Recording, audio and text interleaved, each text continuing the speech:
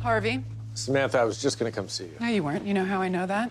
Because my new client, the one you gave me, was served with a lawsuit at your condo last night, and you didn't tell me about it. You heard about Brick Street already? Did you think I wouldn't? It's possible. You sometimes box in the mornings. Harvey. Samantha, I'm not trying to take him back. It's just a little complicated. What exactly is complicated about it? Hey, Jeremy's here. Ready to go do this deposition? Jeremy? Let me get this straight. Not only did you take my client without telling me, you scheduled a deposition with the other side? Wait, her client? Mike, meet Samantha Wheeler. I gave her Brick Street about a month ago. I might have forgotten to mention that to you last night. Samantha, meet Mike Ross. The protege. Okay, why did she just say it like that? If I had to take a guess, it's because she thought you'd be taller. I'm the same height as you. The lies we tell ourselves. It's because I'm less concerned with meeting you than kicking your ass, since I'm the one you're going to be going up against, not him. Hang on, I didn't agree to that. Harvey, if I may? Samantha, I get it. I've been where you are right now 100 times. It's so frustrating, but I think we all know Harvey's going to take this client back, whether you like it or not, so we might as well just let him do it. That's about as naive as hoping we'll let Jeremy Wall out of his contract. No, this isn't really about hope. It's about Brick Street doing right by its workers. And if you think that sob story is going to work here, you're wrong. Sob stories are his specialty. I prefer to call it appealing to a jury's humanity. Well, I call it bringing a violin to a gunfight. Well, we'll see what you call it when I'm done.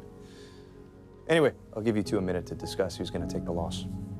Mr. Wall, you claim to have seen objectionable factory conditions. I'm not claiming anything. I saw them. Those people are miserable. And misery isn't a violation of international law. Are they violating international law? I don't know. No, you don't, because you're a basketball player. You're not a lawyer. That doesn't mean I can't tell when something's not right. And when exactly did you start thinking something wasn't right? When I visited that factory 6 months ago. And yet you're only bringing this up now? Why? Because, like you said, I'm a basketball player. I didn't know what to do or who to go to. No, you were afraid you wouldn't be paid your full contract. Don't talk to my client like that. And you can't speak to his motivations. I don't care about his motivations.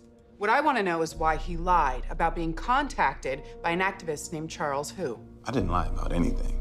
You said you didn't care about the conditions until 6 months ago. He wrote you 18 months ago. Sounds like a lie to me. That letter got me a little concerned, but I didn't take it seriously until I saw the conditions myself. And what you need to take seriously is that you had 1 year to blow the whistle, and you are 6 months too late. Bullshit. That letter was unsolicited. It didn't trigger his awareness. He just said it did. He used the word concern. This is a technicality. No, Mike, it's the terms of his contract. And this case is getting dismissed. So you're really gonna do this? Mike, it's there in black and white. I don't care what's in black and white. He found out about the conditions 6 months ago, not 18. It's not a violation. Well, you're gonna have to explain that to a judge. And even if you're successful, you'll be on record saying he didn't give a shit about those people for an entire year. Harvey, they're exploiting these people, and you know it. What I know is you're the same old Mike playing that violin to get me to help you. I might be the same old Mike, but you are not the same old Harvey. What'd you just say? You heard me. That's why you did this now. You know Faye's breathing down our necks, and I can't fight at full strength. That's one way to put it. Another is that her being here might actually make you fight fair for a change. You saying you're gonna fight fair? All my bad habits I learned from you. I don't care what rules we play by, as long as we're playing by the same ones. So, how fair do you want this fight to be? Anything that could get us disbarred or put in prison is off limits. You're still afraid of prison. Frank Gallo's dead. Harvey, I'm serious. All right, you got yourself a deal. But one thing, no crying in your coffee. We end this thing on good terms, no matter who wins. You got it. Make sure to accept your loss gracefully. Harvey, good. The deposition is tomorrow. Did you go see Mike behind my back? Yes, I did, but... Why? Because Donna practically begged me to work things out with him. Samantha, I didn't take this case to lay down. I took it to win. Then what are you getting so worked up about? Because I didn't lay down. I slapped them both with a defamation suit, which is exactly what you would have done if you had seen that ad. It isn't what I would have done because I told you I know him. And he didn't fly all the way out here just to get slapped with a suit he could have seen coming a mile away. You know what? I'm getting a little tired of you telling me I can't handle this kid. Well, that's too bad, because until you filed this suit, the only questions they could ask were about Jeremy's contract. Now they get to ask about our manufacturing conditions. And that doesn't matter, because we didn't do anything wrong. Don't you get it? We don't have to have done anything wrong. He just has to make it look that way to a jury. That's right. So, you and I are gonna stay here for as long as it takes to figure out how to get out of this. Wait a second. If his goal is to play his violin in front of a jury, all we have to do is make sure they never get to hear it. You coming to beg for mercy before I rip your guy apart? No. I'm coming to give formal notice of our decision to waive a jury trial. What? I'll use tiny words so you'll understand. This case is going to a judge, and only a judge. This is bullshit.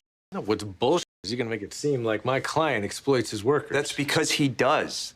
Those working conditions are miserable. And that's exactly the kind of sob story you were gonna play for a jury. Well, we took that bullet out of your chamber. So, why don't we call this off, and you don't have to embarrass yourself in there. No, we're not calling anything off. Because while the jury might never hear it, I'm gonna make that motherfucker answer for what he's doing. Mr. Haskins, how many people work in your factories in China? Approximately 2,000. And are you aware that those 2,000 people work twice what they're supposed to? That's a fabrication, and there's no record of You it. want a record? These people make less than 20 cents an hour. You make 20 million a year. How do you live with yourself? Every company makes clothes the same way.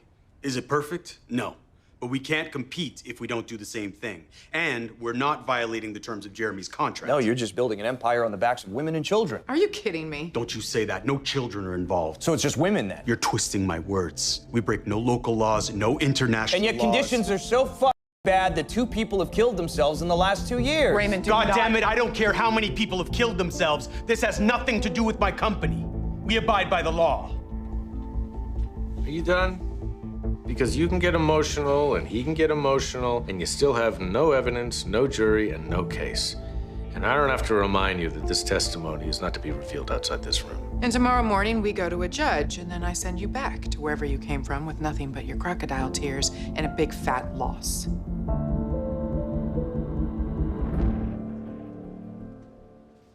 Did you see that video? I did. That asshole set us up. And you know it.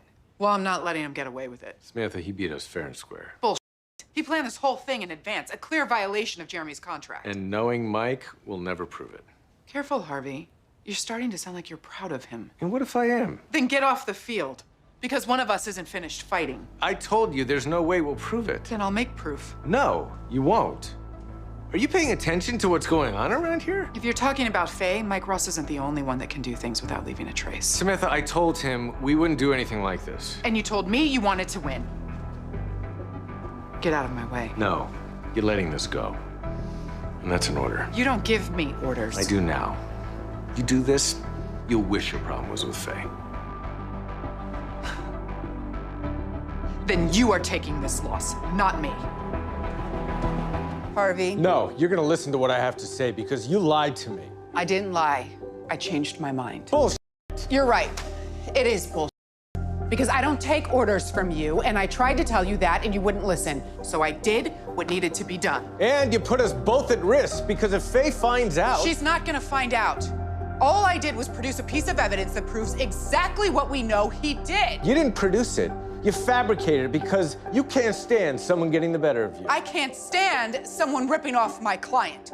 So what are you really upset about? The fact that I crossed a line or that I beat your little adopted son? Samantha, Mike came at me and I defended you because that's what partners do. Well, that's all over now because I don't trust you anymore.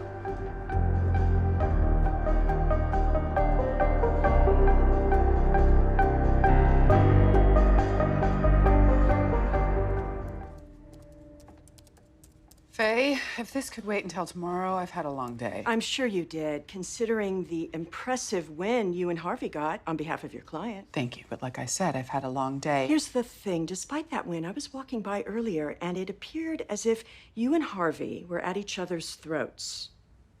Harvey and I fight about a lot of things, so what? So, I think Harvey wanted to beat his former protege so badly that he did something he shouldn't have.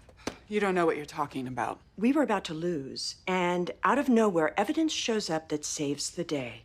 I think he created that evidence, you got upset about it, and if you don't stop covering for him, instead of handling it in-house, I'll hand him over to the bar. Harvey didn't do anything, and that is all I'm going to say. Then it was you. I didn't say that. It doesn't matter. I warned you. I will not tolerate unethical behavior. You have no proof I did anything. I don't care because I know you did it. Now pack up your things. I'm not packing anything. Then I'll have them packed for you because as of this second, you're fired.